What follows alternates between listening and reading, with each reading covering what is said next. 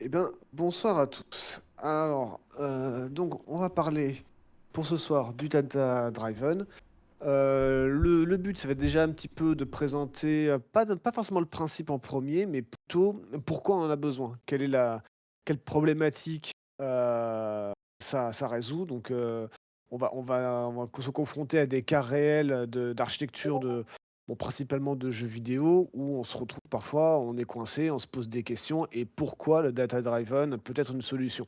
Ensuite, on verra donc les principes, quelques exemples, les bénéfices que ça peut apporter de manière indirecte, et puis sur la fin, je présenterai, ma propre implémentation que j'ai fait, pour Godot.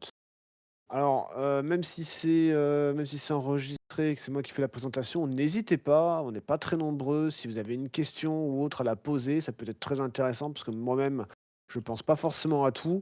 Donc, n'hésitez pas à m'interrompre, vraiment, hein, si Ok, vous j'ai avez une une question. question, bah, vas-y. Est-ce que tu peux agrandir un peu l'écran?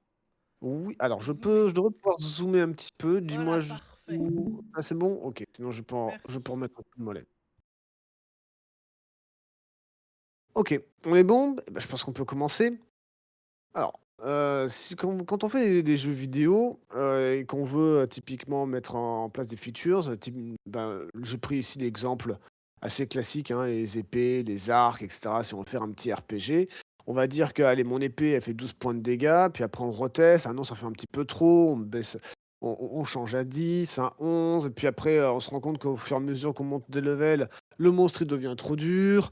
Donc, bah, c'est beaucoup de configurations à faire au niveau du tweaking, et puis après on se retrouve à dire: «Mais attends, mais c'est super, mais je voudrais rajouter une hache, puis un gourdin», et on se retrouve finalement à, à devoir, créer de nouveaux fichiers, à passer du temps à recompiler, à relancer, alors que, ben, au final, on voudrait juste parfois, équilibrer le jeu. Le but du data driven, c'est véritablement décorréler les données qui forment purement le jeu, et le contenu du jeu. Ce serait uniquement cette phrase-là. Le code, du jeu finalement décrit ce qu'on sait faire, et puis les données uniquement ce qui existe. Hem et ça, ça va être tout le fil rouge. Donc on va commencer déjà par OK. exposer les problèmes. Oui, tu as une, remarque? Non, non, je disais OK, bah, du coup, c'est exactement la pratique que j'ai, notamment au boulot. On bosse comme ça, mais je savais pas que c'était vraiment Alors, ça le il y data il y driven. il y en a d'autres. Le data driven, c'est surtout un mot qui est utilisé dans les jeux vidéo. Je sais qu'on utilise le Mmh. modèle ECS, et j'ai oublié de ce Ouais, que veut dire l'acronyme, plutôt dans Entity Component, l'industrie. Ouais, voilà ça. Service, je crois, ou Mais le système. dernier, je sais plus, mais c'est Ouais, mais non, en fait, nous, on le c'est très, développe très sur proche. les en applicatif, sur Mmh. les applications et en fait, nous, la manière dont on fait, en fait, l'objectif qu'on a, c'est de sortir les données de l'application, donc par des fichiers de config, par des données Mmh. en base de données et cetera, et le but, en fait, Ouais, c'est que on n'a pas besoin de recompiler, de redistribuer une application, c'est ça. quand on veut juste modifier des données dedans. Donc, en soi, le data driven, si vous avez tous déjà fait un petit fichier de configuration pour votre jeu vidéo ou pour un programme, en soi, vous en avez déjà fait. Le truc, c'est qu'avec un modèle full data driven, on peut aller très, très loin. Et pour ça, on va commencer déjà un petit peu à regarder nos problèmes. Donc on a vu déjà, quand on veut faire simplement, si on a tout dans le code en dur, bah, dès que, on veut modifier une valeur, hein, donc si l'épée ici, on veut modifier la valeur, bah, suivant le programme, faut recompiler, faut relancer le jeu, faut rejouer jusqu'au combat. C'est long. C'est long, et on peut perdre, l'un des problèmes qu'on a, c'est perdre du temps, simplement parce que c'est la config du jeu, alors que le jeu en lui-même, il fonctionne. Lorsqu'on regarde l'anatomie donc du code, qui est hardcodé, donc ici, on a un petit peu d'héritage. Donc on va avoir par exemple une arme. Une arme, donc c'est une classe abstraite. Elle n'existe pas en tant que telle, parce qu'une arme, ça peut être n'importe quoi, mais on sait qu'elle va avoir des dégâts, par exemple une portée sur un mètre, elle va avoir un poids, et puis elle va avoir une fonction donc pour attaquer une cible. À ce moment-là, on va faire des dommages, c'est-à-dire que les points de vie de la cible, on va les soustraire aux dégâts de l'arme. Et ensuite, on va créer donc des spécialisations, par exemple, une épée. Donc une épée, ça va avoir, 12 points de dégâts, une portée d'une épée longue un peu plus longue, donc enfin un peu plus qu'1 mètre, donc 1,5 m. Elle fait un poids, puis on pourrait créer une autre classe, qui serait différente, un gourdin, une hache, et qui pourrait avoir même des fonctions différentes. C'est le cas de l'arc. L'arc, lui, c'est une arme aussi, parce qu'il a des dégâts, une portée, un poids, mais il a un attribut supplémentaire. Il va avoir des flèches. Ça veut dire également qu'il va avoir une nouvelle fonction. C'est-à-dire qu'une fonction, c'est l'attaque comparée à l'épée. Bah, s'il n'y a pas de flèche, ben, il faut pas qu'on puisse attaquer. Quand on attaque et on fait pas uniquement des dégâts, on doit également décrémenter le compteur de flèches. Et puis, en réalité, pour un arc, on fait pas de dégâts directs. Il faut d'abord tirer un projectile et puis c'est le projectile qui pourra faire, les dommages, sur la cible. Donc, on se retrouve avec, en fait, l'un des premiers problèmes, c'est-à-dire que, la fonction attaquer, on se rend compte qu'elle a 2 fonctionnements différents et qu'elle est à 2 endroits. Et ça peut poser problème, dans un premier temps. Et puis, ce qui va poser problème aussi avec cette organisation en classe et en héritage, ben, c'est qu'on se rend compte que dans certains cas, et ben, ça risque de pas marcher. Qui c'est qui a s'est par qui est quitté? Du, Ah, c'est Crypto Canary, d'accord. Ah, parce que si jamais c'est toi avec le stream qui s'arrête, je préfère me prendre faire une pause à ce moment-là, quoi. OK, donc un des premiers problèmes avec ce modèle-là, bah, c'est on veut faire un sort de magie. Sort de magie, c'est un peu compliqué parce que lui, il va avoir en plus un coût en mana, une incantation. Par contre, ben, il a pas de poids. Donc si je fais une classe sort qui étend de armes, ça va pas aller parce qu'il va avoir un poids alors qu'il ne devrait pas en avoir. Donc du coup, je vais devoir refaire une nouvelle classe de sort qui va avoir donc également des dégâts, des portées. On se retrouve du coup à avoir des champs qui sont redéclarés une deuxième fois. Et puis donc des attributs propres à un sort, hein, du coup, mana, un temps d'incantation. Et du coup, je suis obligé de refaire une fonction d'attaque sur ma cible qui se retrouve à être exactement la même et donc à dupliquer d'une part des données et d'une part des fonctionnements. L'avantage, ça reste quand même que je peux faire un héritage en fonction de différents types. Donc une épée, une hache, un arc vont pouvoir hériter de armes. Je peux avoir un sort de feu, un sort de givre qui vont pouvoir hériter d'un sort. Puis après, on peut imaginer d'autres choses qui héritent toujours d'une classe mère. Mais on se rend compte que les combinaisons sont pas, sont pas pratiques. Et que lorsqu'on veut justement appliquer en plus des dommages, bah, parfois on se retrouve à dupliquer les fonctionnements et ça pose un problème. Si maintenant je dis: «Tiens, dans mon jeu, je veux qu'il y ait des événements et je veux qu'à certaines nuits, il y ait la lune de sang qui augmente tous les dégâts que je fais», et bah, là, je suis embêté. Je suis embêté parce que je vais devoir faire une fonction dans mon événement de la lune de sang, voilà, où je me dis: «Bah, attends, si c'est une arme, alors il faut que je prenne la source de dégâts de l'arme et que je la monte par 1+1. Pareil si c'est les sorts, si c'est les pièges». Alors, dans certains langages de script, étant donné qu'ils ont tous la même variable dégâts, ça passe. Dans certains langages qui sont compilés, ça ne passe pas parce que la source, ben, en fait, il faut la retyper avant et donc pour éviter un crash, à l'exécution, il faut s'assurer du bon type et donc il faut mettre des conditions à chaque fois. Et donc, on se retrouve à avoir bien souvent des successions de if, else, si c'est ça, si c'est ceci, pour refaire à peu près la même chose et du coup, ben, quand on veut rajouter par la suite un nouveau type d'arme, ben, faut remodifier la fonction et bien souvent, bah, après on peut avoir des oublis. Un oubli ici et ben, du coup, lorsqu'il y a l'une de sang qui arrive et ben, peut-être que certains types d'armes, ne feront pas de dommages parce que j'ai oublié de le mettre. L'autre problème du côté générique, c'est que, par exemple, si je veux afficher, dans la formule de mon inventaire, l'information de mon objet. Donc, quand je mets la souris par-dessus mon objet, il faut que je dise: «Attends, si c'est une arme, alors à ce moment-là, il faut que j'affiche juste le nom de l'objet et les dégâts. Mais si c'est un sort, j'aimerais pouvoir aussi afficher le coût en mana, qu'il y a pas sur une arme». Donc je suis obligé donc de faire pareil, des conditions à chaque fois.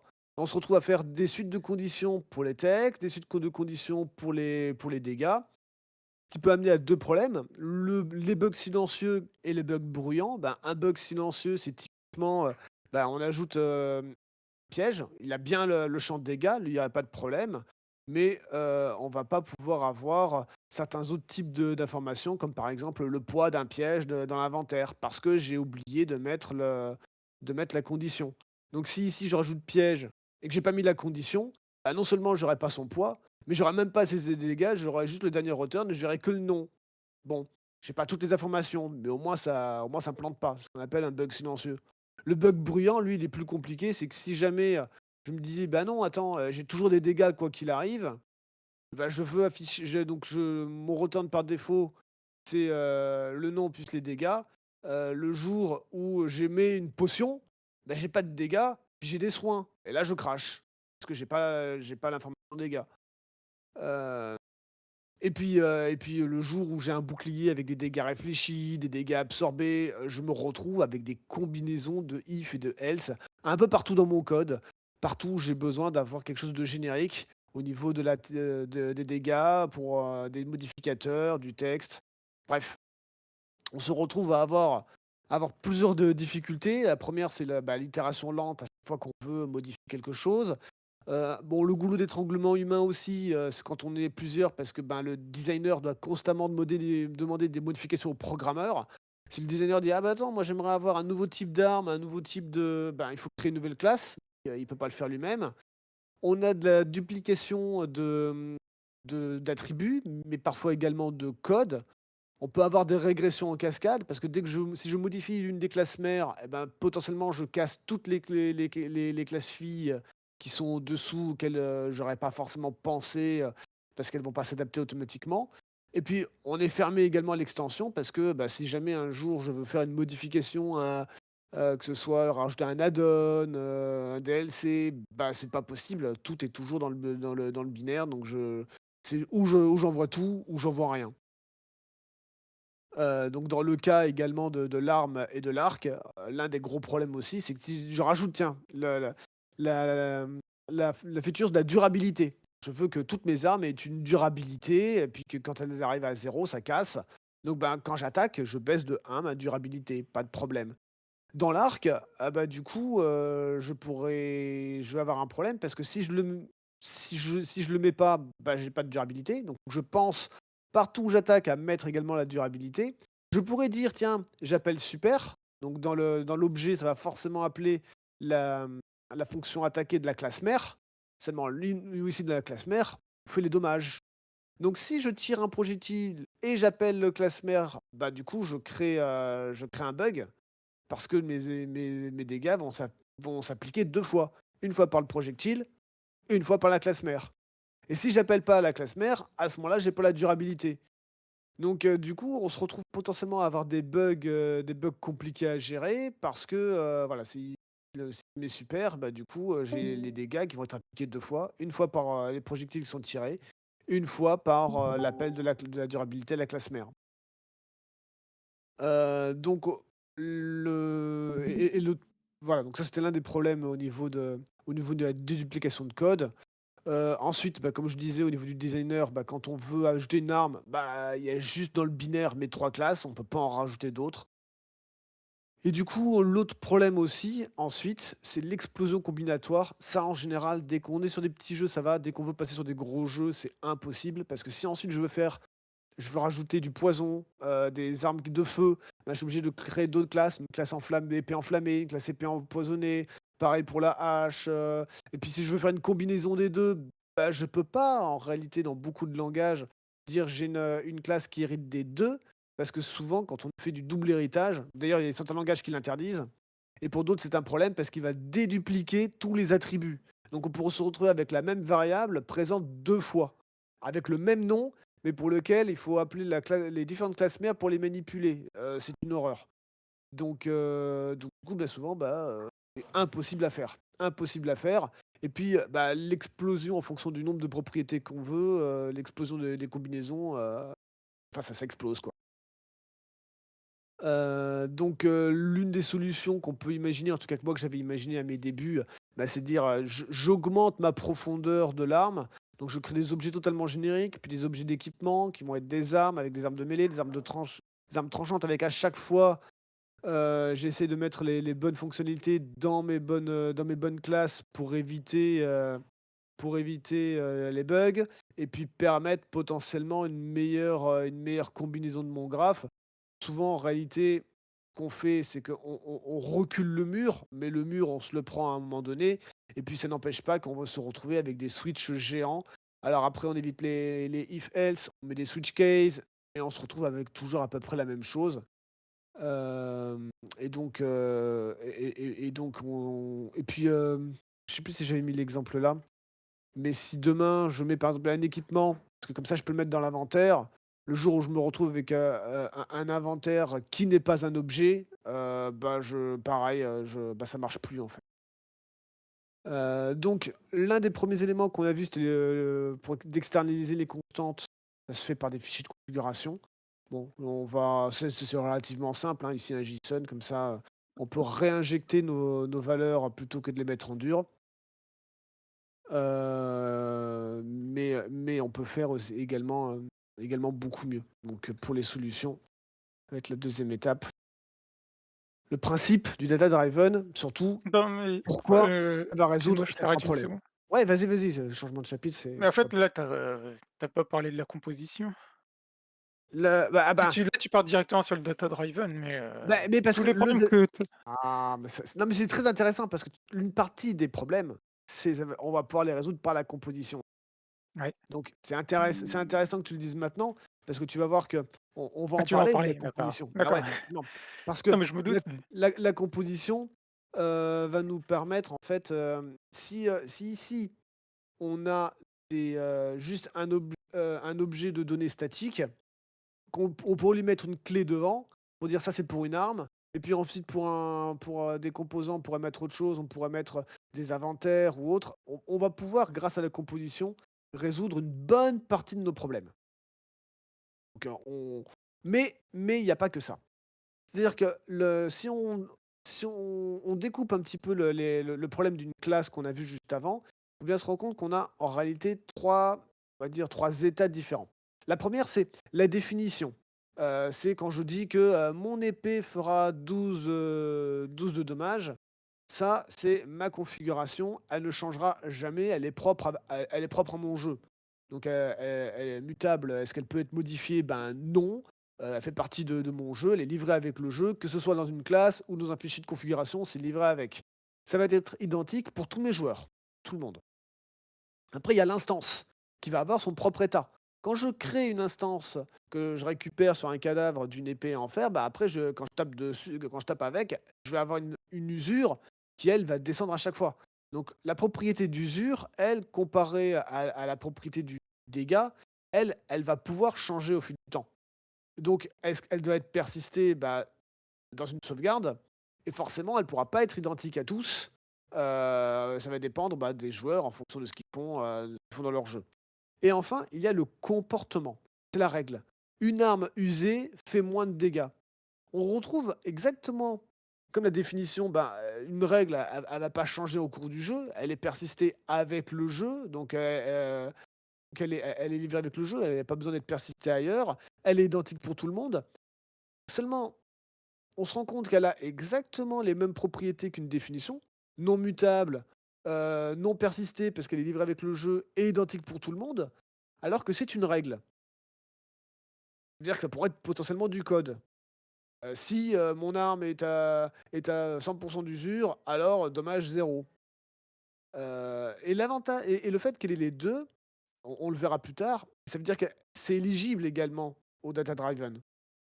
On peut faire en sorte que ces règles soient, persistées, dans un système de fichiers de configuration, en fait. Alors, dans un premier temps, on va voir déjà comment on sort les définitions. Donc quand je reprends ma classe d'armes, ma définition, c'est, on l'a dit, la variable. Et puis attaquer, voilà, lui, c'est un système, c'est un comportement. Donc quand on veut, sortir, oui, voilà. Donc là, quand je crée moi mon épée en fer qui étend d'une arme, bah, si je suis en objet, bah, voilà, c'est définitif, c'est dans mon code. En data driven, c'est là qu'on commence à avoir de la composition. Bah, c'est que mon épée en fer, en fait, c'est une arme qui va avoir des propriétés d'une arme, hein, donc des dégâts, une portée, mais qui est également transportable, ça veut dire qu'il va avoir un poids. Puis si je veux que ce soit un élément qui soit inflammable, je peux mettre un seuil de température. Enfin après, ce sont les comportements qui vont réagir, avec ces valeurs-là. Mais on voit qu'effectivement, bah, ceci, bah, en fait, c'est un JSON. Donc par de la composition, on va pouvoir, du coup, régler le problème des combinaisons. Une épée, c'est, un élément transportable avec une durabilité et puis qui est une arme. Une tourelle, bah, c'est juste une arme avec, des munitions. Heu, un arc, c'est une arme avec des munitions, mais qui est transportable. Un sort de feu, on avait dit que le sort de feu, c'était quasiment impossible à faire avant, ben, en fait si, parce que c'est juste une arme qui a des dégâts, une portée, une incantation, mais pas de durabilité. Grâce à la composition, on peut déjà régler le problème de la combinaison. Hem et ensuite, voilà et puis le comportement donc dans les systèmes, l'idée, c'est d'avoir, alors là, oui, il va un peu trop loin mon document. Mais l'idée, c'est d'avoir une boucle sur tous mes composants et mes systèmes vont pouvoir faire, travailler sur mes composants. Typiquement, le système de dégâts, de dommages quand je donne un coup et cetera, lui, il a pas besoin forcément d'avoir accès aux éléments de transport. Mon comportement de dommage, il va juste avoir besoin, bah, des dégâts et puis potentiellement des points de vie. Là, on n'a pas mis les points de vie, mais on pourrait avoir des personnages qui vont avoir des points de vie et le système de dommage fait juste le lien entre les dégâts et les points de vue. Le système de tir, lui, il regarderait uniquement les munitions et le stock. En gros, on va avoir de pas très bien expliqué à ce niveau-là, mais on verra plus tard.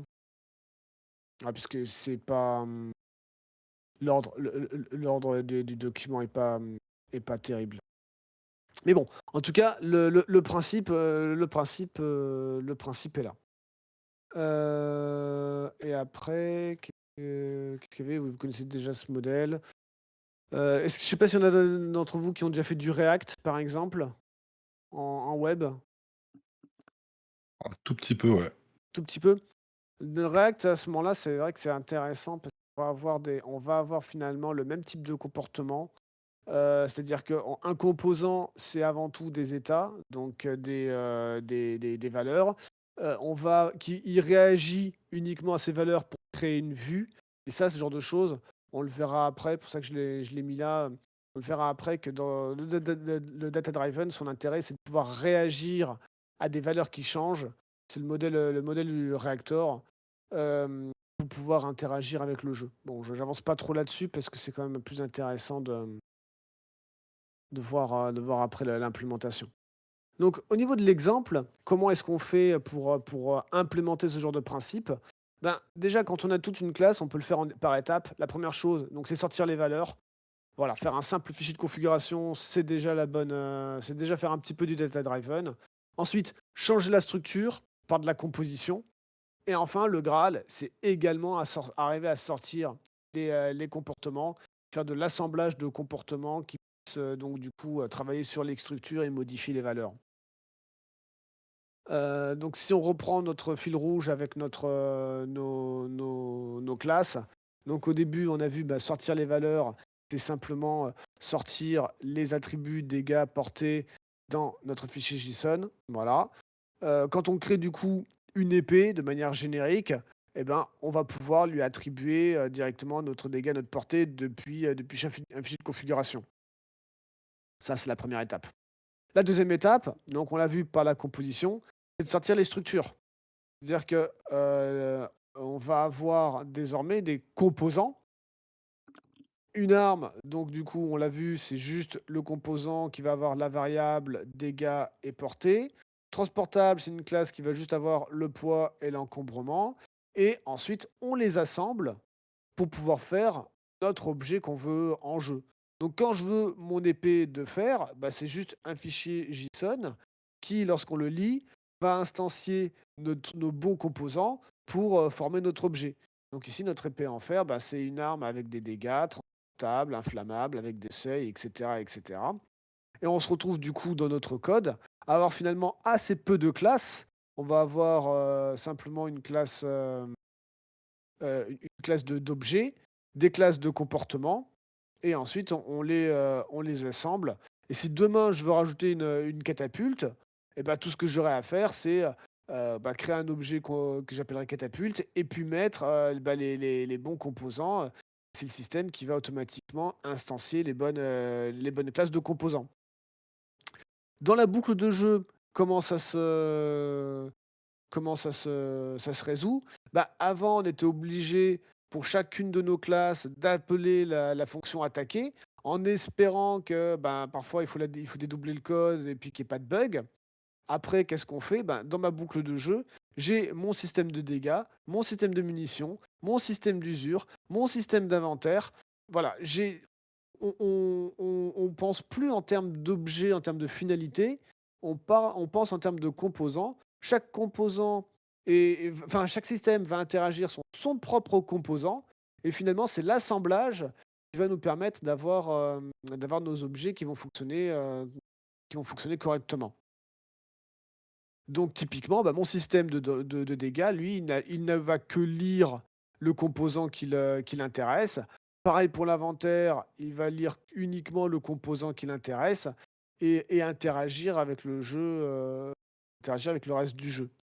Chacun s'occupe uniquement de sa tranche qu'il connaît et pas du reste. Du coup, lorsqu'on a un objet dans le jeu, on regarde juste alors, oui, j'avais ici cette petite classe. Donc la classe, finalement, c'est juste un objet du jeu. On a quelque chose qui est vraiment très abstrait avec un nom, voilà et dans le nom, je mettrai ici épée en fer. Ma liste de composants, donc, avec un dictionnaire, l'avantage, c'est que, ben, on peut retrouver le nom du composant facilement. Quand je me dis: «Tiens, est-ce que j'ai mon composant arme?» Bah, tout simplement, bah, j'appelle ma fonction: «Est-ce que mon objet porte le composant arme?» Je regarde dans son dictionnaire, est-ce qu'il l'a? Oui, non et je peux le savoir. Du coup, ma boucle de jeu, quand j'ai un objet du jeu que je dois traiter dedans, ben, pour tous les composants que je connais, est-ce qu'il a le composant dégâts? Oui, alors je le fais. J'exécute la fonction du système de dommages. Le système de munitions, est-ce que mon objet, il porte le composant munitions? Non, je fais rien. Est-ce qu'il porte le puis le système suivant, est-ce qu'il porte le composant de durabilité? Oui, ah, j'exécute et cetera. Donc du coup, on se retrouve avec un objet qui ne va exécuter que ce qu'il connaît. Et la boucle de jeu, elle, pour chacun de nos systèmes, va pouvoir faire son traitement. Donc du coup, après, bah, c'est simplement une table de matrice, hein, qui reprend exactement la même chose que ça. Donc mon arc court, il va simplement, faire tourner donc les armes, les munitions, la durabilité et puis, bah, c'est pas un contenant, donc non. Par contre, le coffre, il a juste un contenant. Le cadavre, c'est juste un contenant. Et puis demain, si je veux faire une catapulte, bah, ça serait juste une arme avec de la durabilité. Bon, je pourrais lui mettre des munitions ou pas, et puis du coup, je peux très bien du coup avoir un sac qui est également un objet transportable, si j'ai un élément transportable et qui est également un contenant. Et si je reprends l'exemple qu'on avait avant de l'événement: «Oh, la lune de sang qui augmente les dégâts de tous les objets», et ben, c'est facile. Il suffit simplement pour un objet, est-ce qu'il porte, ou est-ce qu'il a mon composant arme? Ou si oui, alors j'augmente les dégâts de 1 et donc du coup, même si demain je rajoute un nouvel objet, ben, le traitement, lui, il prend un objet générique. Donc j'ai pas à faire une suite de conditions, si c'est un objet, si c'est une épée, si c'est un arc, si c'est ceci pour savoir si elle l'élément de dégâts est augmenté. Il va s'augmenter de lui-même. Voilà, j'ai plus à faire, des switches et des avec des ifs. J'ai juste à regarder, dans mon événement, est-ce qu'il porte le composant arme? Oui, alors, bah, je fais mon traitement, sinon je ne fais rien. Bah, après c'est l'identité, ça c'est pour le ouais, ça après on verra après, partie 5. Je l'ai déplacé, j'ai oublié de le retirer ici.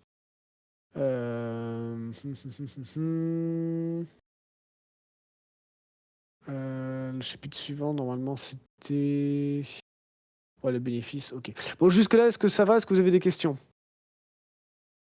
Non, pas de questions. Ouais, pas de Ok. question non plus. Ça va pour moi.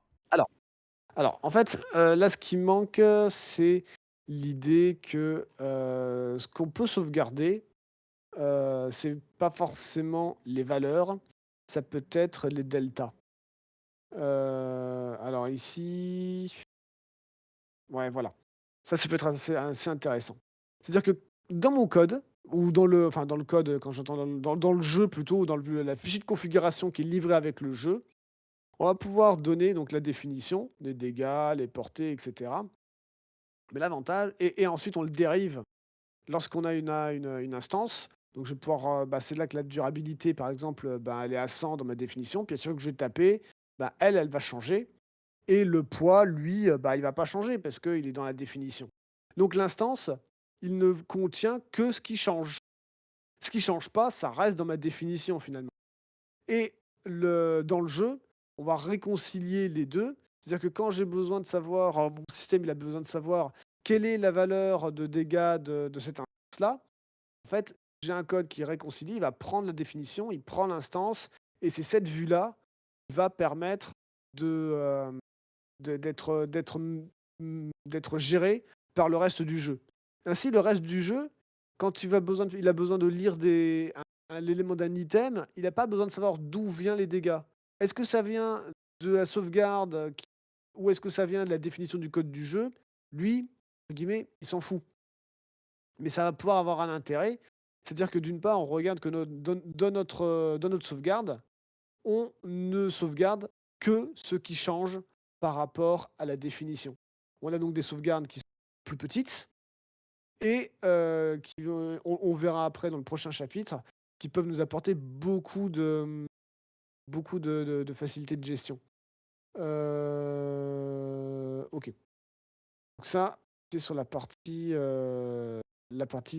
delta. Ici, est-ce que ça, je l'ai pas vu moi? Mais ça, c'est pas très intéressant à ce niveau-là.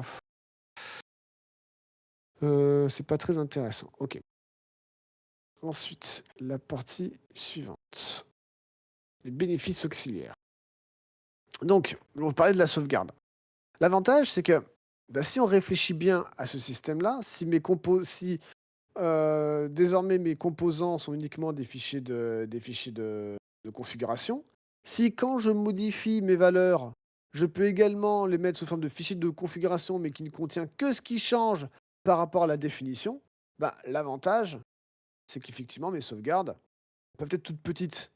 Quand j'écris, quand j'écris ma sauvegarde, j'ai plus besoin de sauvegarder l'ensemble de mon niveau. Tiens, je charge mon niveau, voilà, le joueur au début il a sa position, il y a des monstres, puis je vais tuer des monstres, je veux sauvegarder. Est-ce que je dois sauvegarder l'état de la scène exactement comme, un nouvel état, presque identique à l'état au début du jeu? Donc le jeu fournit un état, la sauvegarde fournit un état. À ce moment-là, si c'est que des états, je suis obligé de tout sauvegarder dans ce qu'il y a dans mon niveau, je vais avoir des grosses tailles de sauvegarde. Ou alors, l'idée, voilà, c'est d'être malin.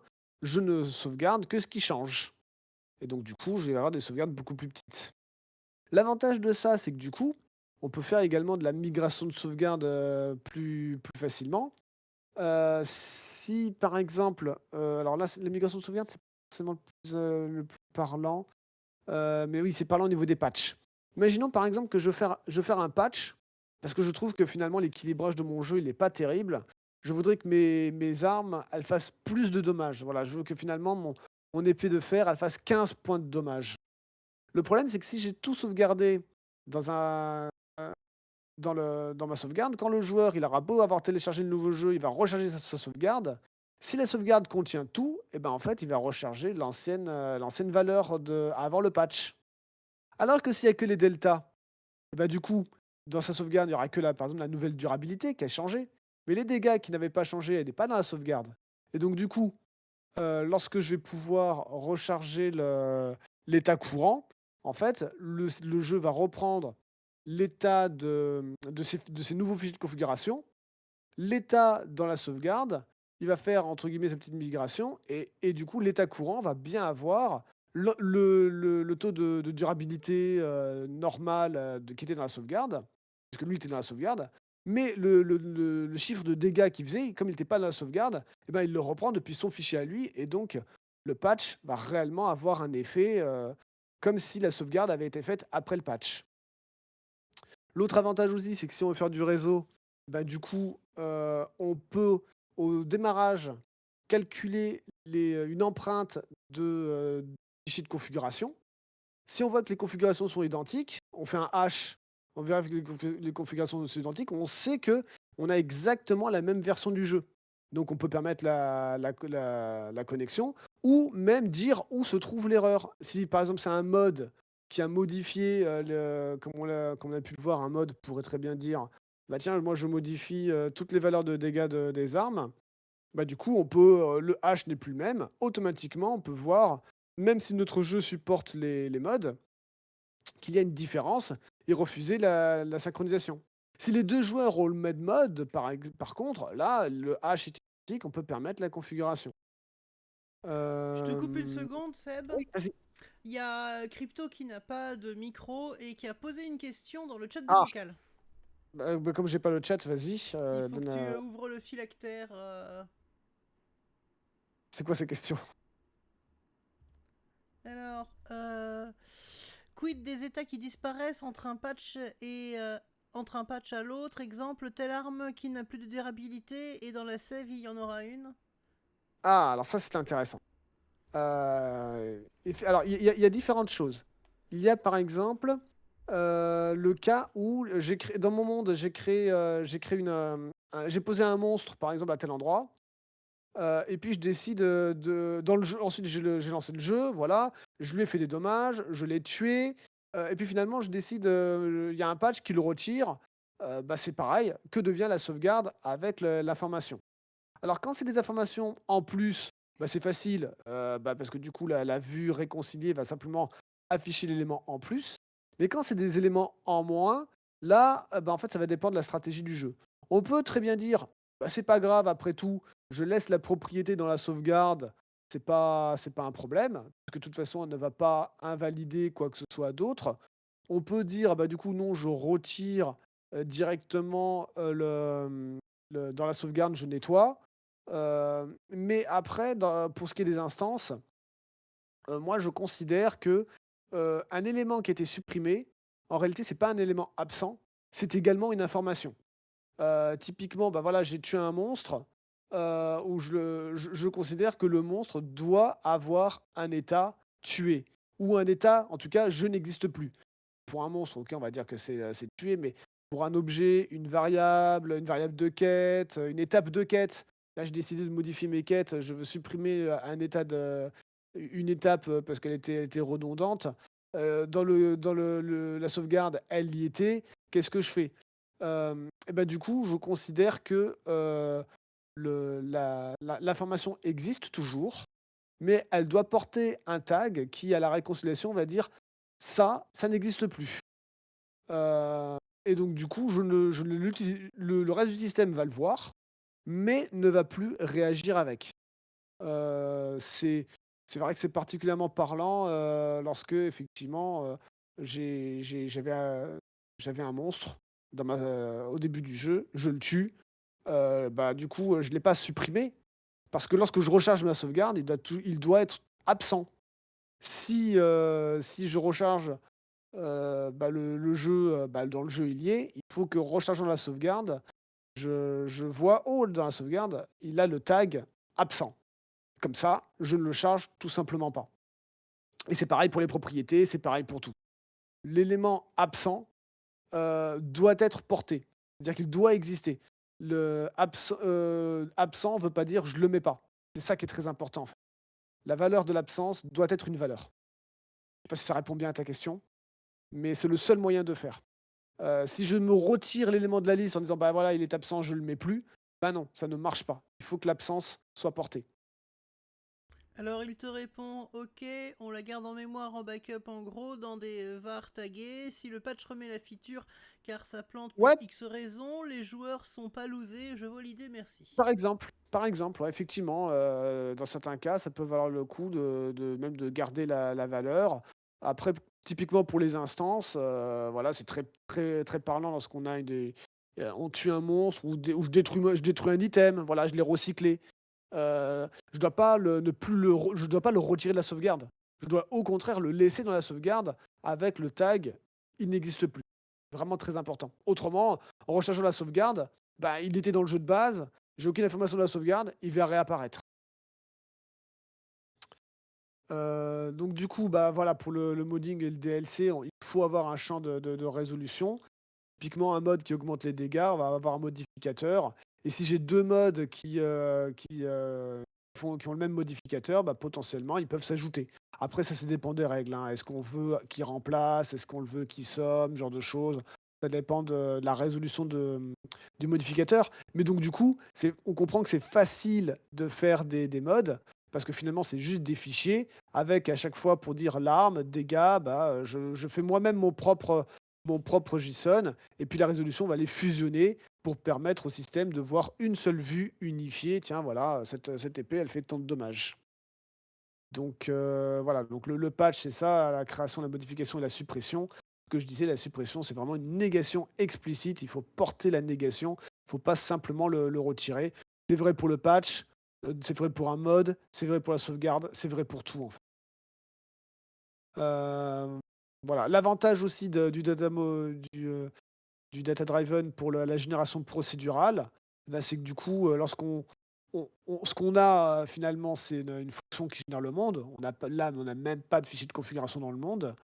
Mais du coup, quand on veut sauvegarder notre partie, on va jamais sauvegarder le monde. Le monde, la sauvegarde, il vaut toujours zéro puisqu'à chaque fois que je relance le jeu, à chaque fois, je suis capable de le régénérer. Par contre, je ne sauvegarde que ce que le joueur a modifié. Aussi bien qu'il a rajouté, ce qu'il a voilà, il a créé un nouvel item, ce qu'il a modifié, et ce qu'il a supprimé. Voilà, si j'ai décidé de détruire de couper un arbre et que l'arbre ne repousse pas, il faut que je sauvegarde la négation, cet arbre n'existe plus. On a la même chose, sur le streaming, c'est-à-dire qu'une zone chargée ou une zone déchargée, les données sont conservées. On peut très bien, du coup, même si la zone n'est pas chargée, avoir dans le modèle de données des interactions. Si je dis que, par exemple, je veux que dans une zone, quand j'arrive, je veux faire pop un PNJ, mais que c'est dans une autre zone, je l'ai tué, et bah, quand j'arrive dans la nouvelle zone, je veux pas qu'il apparaisse. Je peux, si mes données de quête sont conservées partout, d'une zone même non chargée, les modifier. J'ai pas besoin voilà, que je suis vraiment indépendamment du jeu, indépendant de ma scène, indépendant de mon niveau. Les données, elles doivent tous avoir un ID. On verra après pourquoi c'est important d'avoir des ID et je dois pouvoir modifier même un ID d'une zone qui n'est pas chargée pour, pour pouvoir modifier, que ce soit du streaming ou que ce soit, de la génération procédurale. Indiquer qu'est-ce qui a changé dans mon jeu, peu importe l'état du jeu. Finalement, c'est ça, peu importe l'état du jeu, je dois pouvoir le modifier. On a également un gros avantage sur le déterminisme, les tests, la reproductivité de bugs, puisque grâce à la fonction qui interpole les différentes valeurs, qui les merge, je peux très bien avoir mon état, la sauvegarde envoyée par un joueur qui a un bug. Ce qui se passe, c'est que ma fonction rejoue l'état. C'est pas simplement je charge l'état, c'est je rejoue grâce à la fonction de réconciliation qui récupère, plus où est-ce qu'on avait le schéma? Non, je crois qu'on l'avait ailleurs, on l'avait dans la page précédente, le schéma. Ou si, ici, c'est pareil, la résolution des champs. Je prends mes différentes valeurs, lui, il les résout, il les merge, on a l'état final. Si un joueur a un bug, en réalité, ce qu'il va avoir dans sa sauvegarde, ou un autre développeur, hein, dans le cours de développement, on n'a qu'à faire la sauvegarde. La sauvegarde, c'est juste un rejeu. C'est juste les données, les deltas. Donc, du coup, on est capable de rejouer exactement le même jeu. Ça aussi, c'est intéressant parce que du coup, Si je fais plein de sauvegardes les unes après les autres, et bah, du coup, j'ai un système de replay, gratuit. J'ai dans un sens ou dans un autre et c'est quelque chose qu'on peut utiliser, pour les bugs. C'est même quelque chose qu'on peut utiliser en tant que features.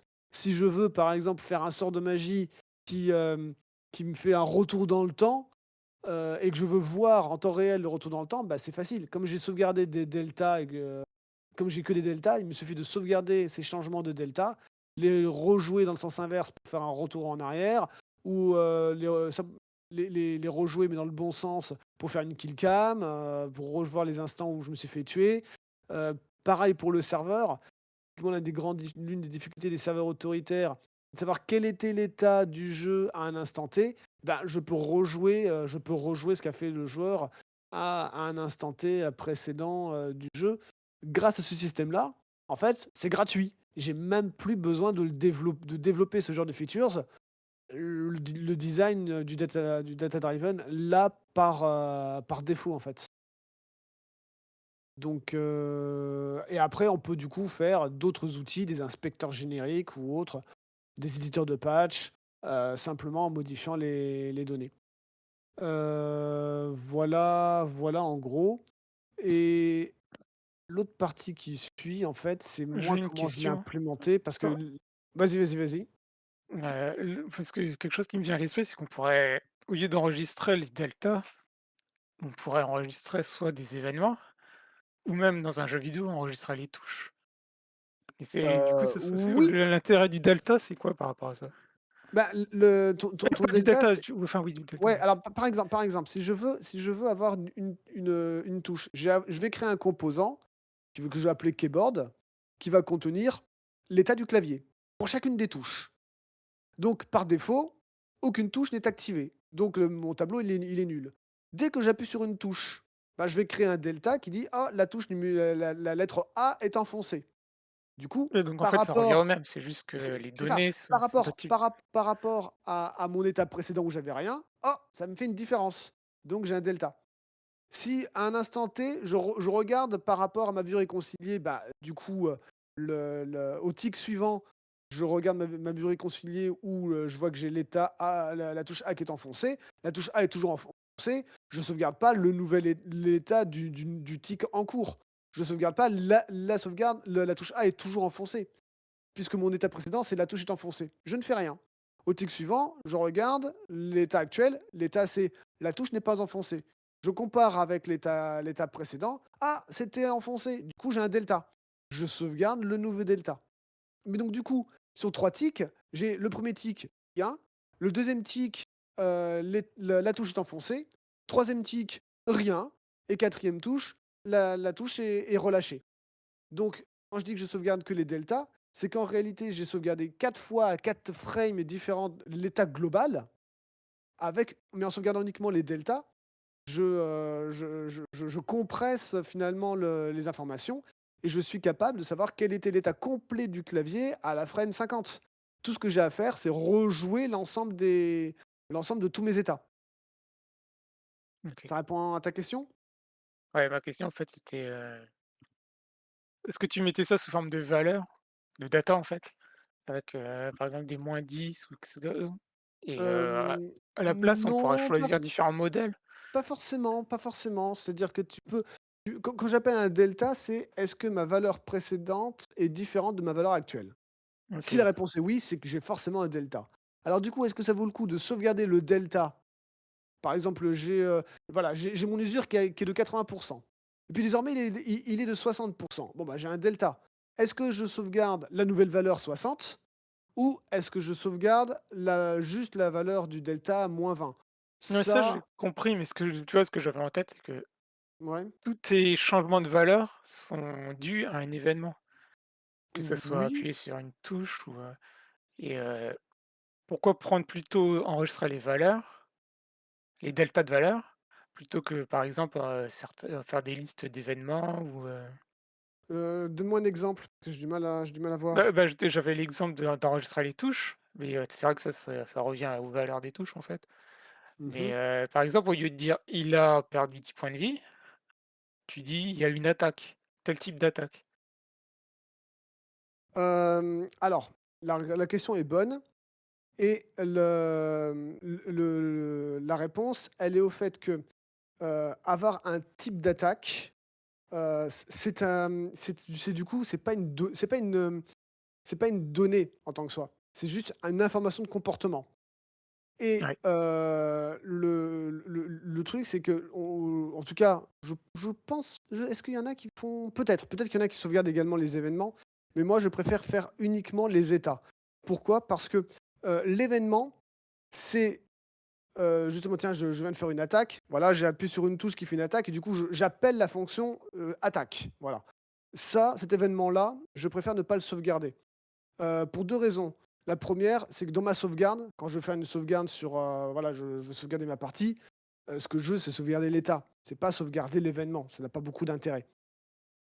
La deuxième chose aussi, c'est que du coup, ça pose la question, c'est que là, c'est un état, mais je peux en avoir plein des états. Là, ça peut être un état, tiens, je viens de recevoir une action justement du réseau d'un joueur qui a fait une action. Si je commence à sauvegarder les états, je vais me retrouver dans la même configuration précédente, en fonction du réseau, en fonction de ceci, à mettre des conditions partout. Donc la question, en fait, elle est de savoir si je dois sauvegarder un événement ou pas, à quelle problématique je réponds. Si cette question, elle est pas claire, je ne sauvegarde pas mes événements. Je préfère sauvegarder les états. Heu, on verra, la partie suivante, ce serait justement, ce que j'ai fait avec mon ah, mon add-on, de data driven sur Godot. Comment ensuite, parce que là, on n'a pas trop parlé, mais comment ensuite je fais justement l'intégration entre la partie data driven pure et le reste du jeu qui, lui, va réagir à la physique, aux événements des joueurs et cetera et cetera. Est-ce que déjà c'est un peu plus clair? Parce que je sais que j'ai pas Ouais, ouais, totalement répondu à la c'est question, plus mais clair. OK.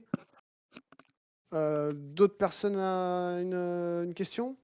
Alors, j'ai pas une question, mais c'est plutôt une remarque, parce que ça me fait penser à Neverwinter Night. Ouais. Tu connais bien le jeu, Mmh. les BioWare ont construit leur propre éditeur et tout le jeu, toute l'aventure ensuite se fait à partir de l'éditeur, Ouais. et pour permettre notamment que les designers, les game designers, ils aient pas à toucher au code, ils puissent faire le jeu. Un Mmh. système de data driven comme ça permet exactement la mise en place d'un Exactement ça. éditeur pour que les designers puissent créer l'aventure sans savoir à se soucier du tout du code, en disant là je vais E mettre un événement, là je mets une caméra, exact etc. c'est exactement ça. C'est-à-dire que la seule chose qu'un ah, qu'un designer ne pourra pas faire, c'est créer un nouveau système. Voilà. Si je veux faire un nouveau système de dommages, si je veux faire un système d'inventaire, ça, il pourra pas le créer. Par contre, il va pouvoir les réutiliser et les recombiner, même dans des choses que le développeur, lui, n'aura pas imaginées. Et effectivement, l'intérêt, il est là. Il est que le développeur lui fournit des systèmes et le designer, lui, il va les agencer grâce au data driven.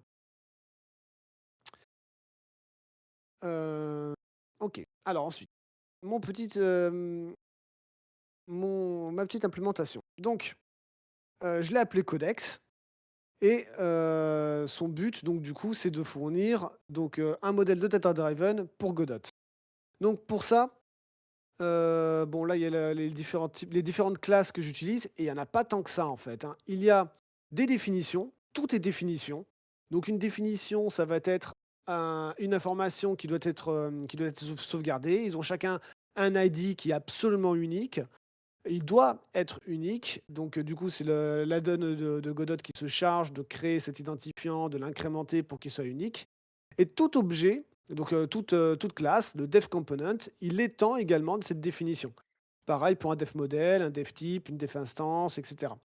Donc comment ça fonctionne? J'ai le dev model, lui, c'est l'objet générique. Typiquement, c'est lui quand je vais créer un dev model, je vais créer une épée en fer, je vais créer un coffre, je vais créer voilà. C'est un objet, mais ça peut être un objet du jeu, comme ça peut être un objet totalement abstrait, comme une quête. Une quête, ça pourrait être également un dev model.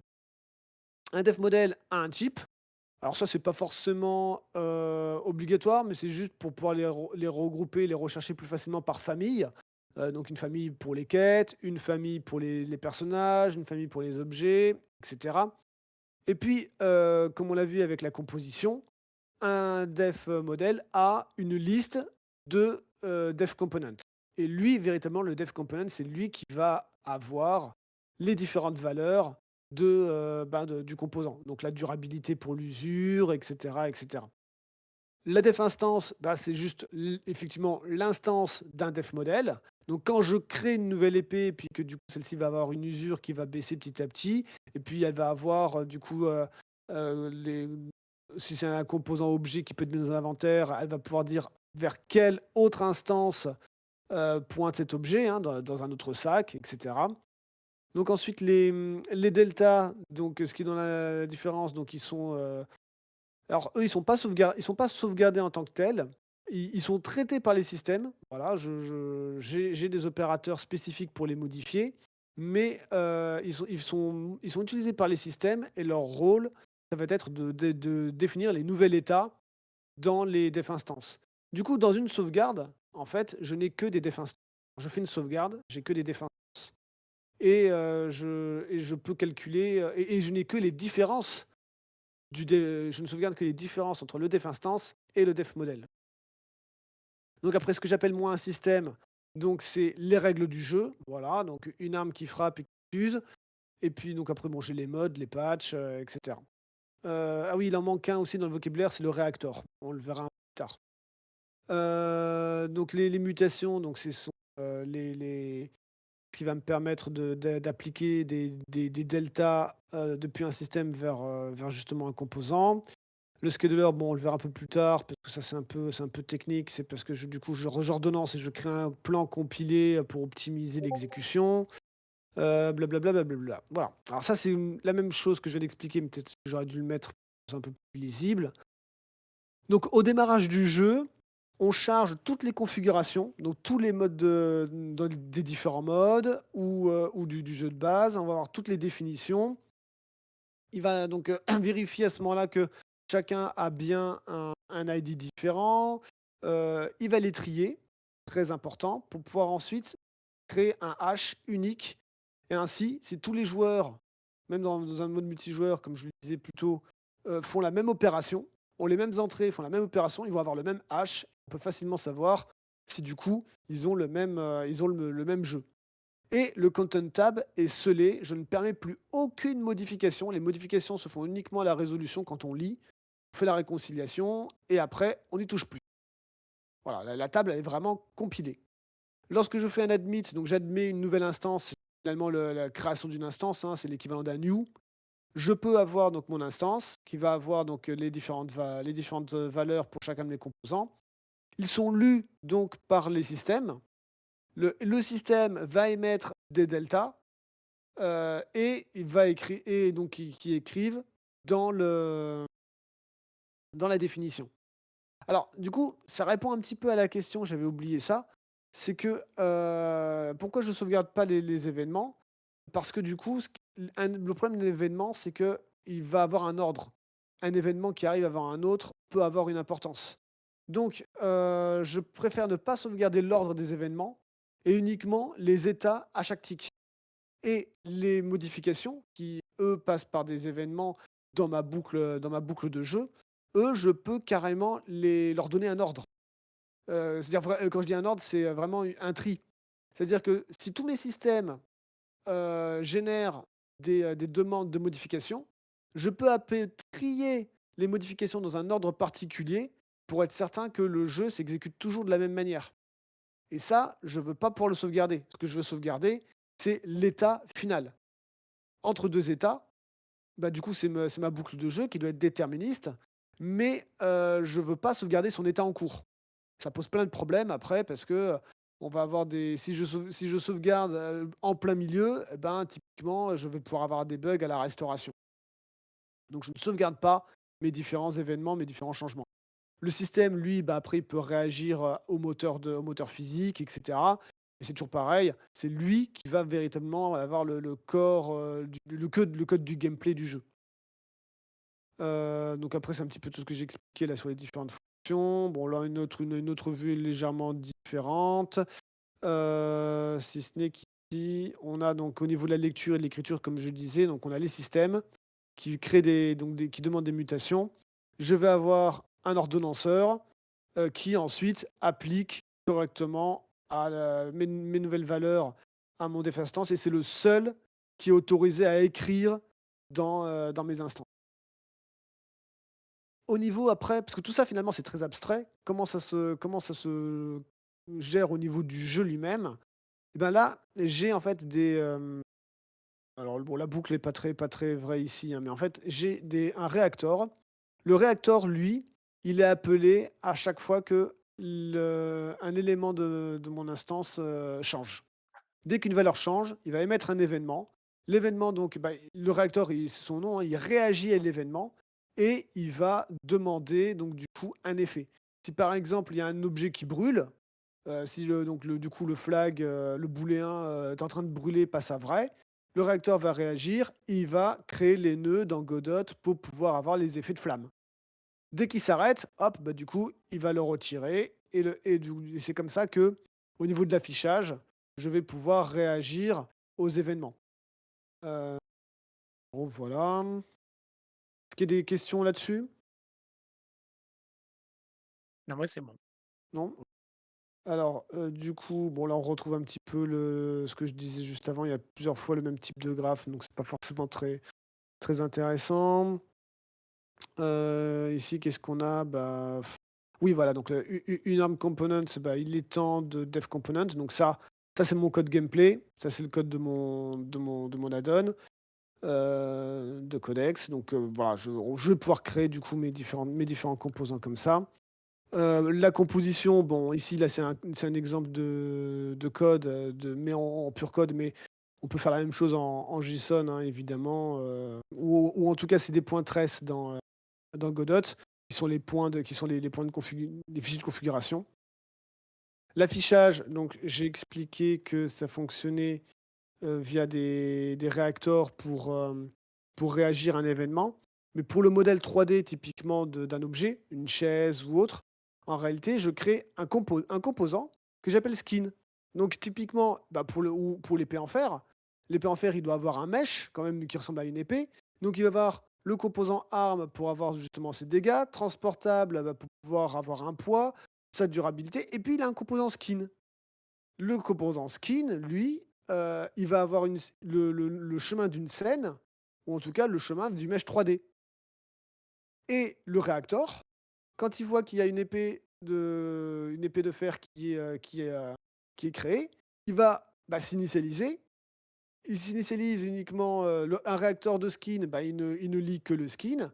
Il va charger du coup à ce moment-là le l'objet, le mesh 3D, l'intégrer au graphe de scène Godot, et puis si jamais je détruis mon épée en fer, ou je le mets ou même, mieux que ça, je le détruis pas, je le range dans mon inventaire, l'état change, il va passer dans l'inventaire.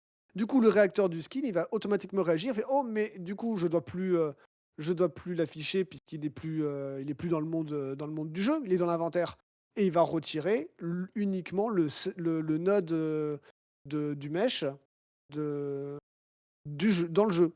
Mais l'objet, lui, il existe toujours. Donc c'est ce que je disais avec le pattern reactor. Le pattern reactor, donc du coup, oui, il lit et il n'écrit jamais, ou plutôt il écrit, mais uniquement dans le graphe de scène. La différence entre un système et un réacteur, c'est que le système prend des données et ressort des données en entier. Le réacteur, il prend des données, il sort des nœuds Godot.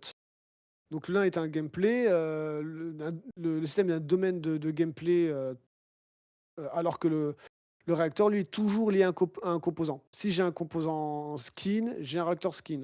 Si j'ai un composant, durabilité, je peux avoir un réacteur, durabilité. Mais c'est pas nécessaire. Mais on pourrait. Par exemple, si je veux un effet visuel dès qu'il y a de l'usure, eh ben, j'ai juste besoin de créer un réacteur, sur mon composant usure, et puis du coup, c'est lui qui va, par exemple, poser des effets, spéciaux, des VFX, des sons, dès qu'il y a de l'usure qui se produit. Question Oui. de la part de Crypto. Quid du cheat en local avec des écritures sur fichier de save? Si ça modifie la mémoire RAM, il y a des solutions? Alors, c'est un petit peu un autre domaine. Parce que, le système, il s'occupe pas de savoir si la sauvegarde a été altérée par un fichier externe, un éditeur de un bloc-notes ou ce genre de choses. Hem, D'une part, parce que ça peut être intéressant également de fournir un outil d'éditeur de save, donc on peut très bien le vouloir réellement. Donc ça, après, si on veut rajouter une signature avec une clé privée pour s'assurer que l'objet a été altéré, ne pas le charger, c'est possible, mais c'est un petit peu hors du domaine de data driven à proprement parler, quoi.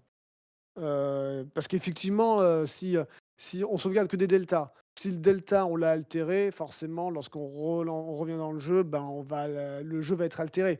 Mais ça, j'ai envie de dire, comme n'importe quel type de configuration ou de sauvegarde, et c'est, vouloir sécuriser la sauvegarde, ça reste quand même un autre domaine. On pourra en parler, hein, mais c'est vrai que c'est pas forcément le sujet là maintenant.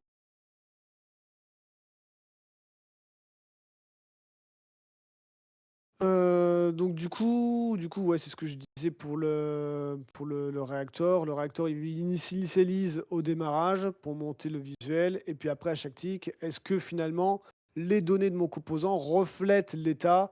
Si c'est oui, bah, du coup, il va pouvoir modifier le graphe, heu et puis sinon, bah, après on démonte l'objet, on le retire. Donc c'est vrai que ça ressemble un petit peu également, comme je disais, à React. Lorsque, c'est l'équivalent un petit peu du use effect dans React. Au démarrage du composant, on spawn une fonction, on fait du traitement et puis lorsque le composant n'est plus utilisé, on a une fonction, l'unmount qui permet de retirer le graphe, de retirer, le comportement dans use effect et cetera. C'est exactement finalement le même type de pattern. On a à peu près la même chose sur le cycle de vie, blablabla. Ça, c'était un exemple avec le système, de particules. Est-ce que, bah, voilà, si on veut des flammes quand un objet brûle, le problème de l'impératif et des fonctions en dur, bah, c'est que il faut appeler à chaque fois, quand l'objet brûle, passe en vrai, on crée des particules. Quand s'il éteint, bah, on les détruit. On va dire que c'est simple. Mais le problème de ça, c'est que d'une part, si on agit bêtement, dès que l'objet se détruit, si on détruit immédiatement les particules, bah, souvent on détruit toutes les particules, on les laisse pas se terminer. Il faut souvent décorréler le graphe des particules, dans le graphe, les particules doivent pas être enfants de l'objet qu'on veut détruire. Sinon, bah, on laisse pas les particules s'arrêter par elles-mêmes, elles disparaissent d'un coup. Alors que le pattern déclaratif, le réacteur, il peut très bien, avoir un sous-système qui, qui gère les instances. Le réacteur, lui, il réagit toujours, hein. Je veux une flamme d'une intensité ou je veux la supprimer et cetera. Mais derrière, on peut l'attacher où on veut dans le graphe. On ne dépend pas d'autres graphes d'autres objets ou même d'autres composants. Donc on peut vraiment modifier uniquement ce qui manque, mettre à jour les paramètres ou retirer gracieusement. C'est-à-dire qu'on coupe l'émission, on attend que le système de particules se termine et après seulement on le retire. On peut gérer là, ici, avec une petite brique intermédiaire, on gère le cycle de vie indifféremment de l'objet lui-même, même qui est en avant du réacteur. Voilà, puis du coup, oui, le réacteur, ce qui est intéressant, c'est que du coup, on peut mettre d'autres surcouches. On peut mettre des effets de flamme, mais on peut mettre d'autres choses, comme par exemple un shader particulier pour avoir une carte de chaleur un petit peu type infrarouge par-dessus les objets. Alors qu'une arme, le composant arme, lui, qui n'a juste que des dégâts, une portée, il n'a besoin d'aucun réacteur. Donc il y a tout simplement rien. Et donc il y a rien qui est exécuté, il y a pas ni condition, ni appel de fonction qui sert à rien, il se passe rien. Ça permet aussi d'optimiser le système. Qu'est-ce qu'on a d'autre comme objet? Ah bah oui, le transform, bien sûr. Si je veux sauvegarder la position de mon node, d'un node 3D qui a une position X, Y, Z, bah, il faut obligatoirement que j'ai un composant transform dans lequel je vais pouvoir également mettre le X, Y, Z à chaque tick pour pouvoir mettre à jour, heu, mon data model par rapport à la réalité du jeu. Heu et donc du coup, quand je sauvegarde, bah, je sauvegarde également mon transform, je sauvegarde le X, Y, Z de mon objet et lorsque je recharge la partie, je vais avoir un réacteur qui va, pareil, placer correctement mon objet, mes skins, mes effets correctement dans l'arbre. Voilà. Ça réagit toujours au positionnement du data model. C'est vraiment c'est pour ça qu'on parle de data driven, c'est que c'est vraiment les data qui dirigent le système. Toujours le système qui réagit aux données. Si je change les données, automatiquement, le système va réagir et va s'actualiser par rapport à mes données. C'est jamais l'inverse. C'est ça finalement le cœur du data driven. Vraiment, c'est pas uniquement comme on l'a expliqué au tout début, je sors les paramètres du fichier et je les mets dans un fichier. C'est vraiment tout le style d'écriture du programme qui réagit aux données. Donc du coup, j'ai plus besoin de sauvegarder un événement. J'ai pas un événement, j'attaque ou autre, ça peut également être simplement une nouvelle une donnée et le système qui réagit. Donc là, c'était l'exemple d'une épée, hein. L'épée qui est dans le sac, bah, du coup, il y a aucun acteur. Pareil, c'est dans le coffre, aucun acteur. Si par contre, dès que je les pose dans mon monde, voilà, j'ai une potion qui est au sol, et bah, du coup, le réacteur va pouvoir spawn directement les mèches qui vont bien. Ils vont réagir là aussi à l'état de la potion. Est-ce qu'elle est dans un inventaire ou est-ce qu'elle n'y est pas? Voilà, donc la différence entre, de range dans le monde ou range dans un sac ou poser, quelque part dans le monde. Au niveau de la donnée elle-même, ça change rien. Ce qui change, c'est comment le système a décidé de réagir aux données. Donc on retrouve encore la même chose, hein, entre les données de codex qui font une projection à chaque tick sur les no-go-dots et puis on a un flux implicite, bon soit avant la save, soit vis-à-vis, comme je l'ai dit, des systèmes. C'est le système qui va récupérer les événements du jeu, s'il y a, une collision, s'il y a ce genre de choses, c'est le système qui les récupère et qui va réinteragir avec le reste du. On arrive un petit peu quand même sur la fin. Rapidement, du coup, si on veut toujours reprendre notre événement de la lune de sang qui augmente tous les dégâts en une seule fois, et ben, du coup, on peut faire juste un mode, voilà, qui va modifier. Alors là, qu'est-ce que c'était? Ouais, on reprend finalement les différents types dans le mode. Est-ce que je veux faire une somme pour pouvoir modifier mes dégâts? Ou est-ce que je veux simplement écraser le last win? Ça aussi, c'est un truc qu'on voit souvent dans les modes. Le dernier qui parle a gagné. Donc si j'ai 2 modes qui font à peu près la même chose, j'ai pas forcément envie qu'ils s'ajoutent. Je veux par exemple dire: «Ah bah non, c'est le dernier mode chargé qui gagne». Donc du coup, l'ordre du chargement des modes peut être est très important aussi. C'est très important, mais ça veut dire aussi que si j'ai un mode, qui ne modifie pas les mêmes choses, vu que je ne sauvegarde que les deltas, je peux avoir les 2 modes qui restent compatibles même s'ils touchent aux mêmes choses. Par exemple, j'ai un mode qui touche, aux dégâts, à distance et un qui touche, uniquement les dégâts, les dégâts de tout ce qui est épée, corps à corps. Oh bah, a priori, il y a pas de conflit. Mais si j'en rajoute par-dessus les 2 un troisième mode qui fait qui équilibre un petit peu tout ça, mais qui équilibre pas tout, qui va équilibrer par exemple l'arc, l'épée, mais pas les sorts. Du coup, en fonction de mes règles, soit je mets du last win, soit je les additionne. Bon, dans le cas de l'équilibrage, vaut mieux un last win. Du coup, je vais avoir un mélange de mes 3 modes et l'ordre va être important. Si j'ai le mode A qui modifie, les dégâts à 10, puis le mode B qui le modifie à 15, si c'est le last win, bah, c'est le mode B qui va avoir sa valeur, utilisée. Jamais le premier mode, si ils sont dans le bon ordre. Donc l'ordre aussi est important. C'est pour ça que je disais au tout début lorsque je, lorsque je charge mes fichiers de configuration, il faut les trier. Il faut que la fonction de tri soit déterministe parce que l'ordre va avoir une importance et donc du coup, cet ordre-là doit se voir également sur le hash qui est produit. Les mêmes modes, mais chargés dans un autre ordre, doivent fournir un hash différent et dire: «Eh mais ton jeu il est pas compatible», simplement à cause de ces règles, parce que ça ne donnera pas le même résultat. Donc le content table, ça c'est ma fonction, c'est justement ma grande table de contenu une fois que j'ai tout chargé.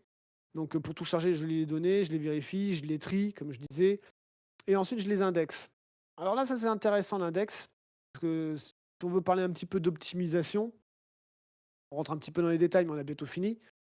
L'idée, c'était que, je vais avoir des noms, j'ai des noms de fichiers, et on veut pas forcément garder les noms de fichiers, pour la configuration. Pourquoi? Parce que si on décide de renommer un fichier, potentiellement, si on utilise un nom de fichier pour référencer, un objet, bah, du coup, faut modifier le nom du fichier partout et ça casse. Donc c'est pour ça que j'utilise des ID, dont on ne rentre pas nous-mêmes le numéro, c'est le plugin qui s'en charge, il l'incrémente toujours. Pas grave s'il y a des trous, chaque numéro doit absolument être unique. Donc c'est ça qui est sauvegardé dans les fichiers de configuration. C'est ce CTID qui est sauvegardé dans la sauvegarde. C'est lui qui fait vraiment la référence. Mais une fois que je le charge et une fois que je le trie, j'ai en réalité des numéros d'index. Et comme mon tri est toujours le même, et bah, du coup, alors d'une sauvegarde à l'autre ou s'il y a un patch, un mode, l'index, lui, va être différent. Mais au cours de ma partie, l'index, il ne change jamais. Et donc du coup, pour un H, je sais que j'aurai toujours l'arc court en numéro 1, le cadavre en numéro 3, toujours.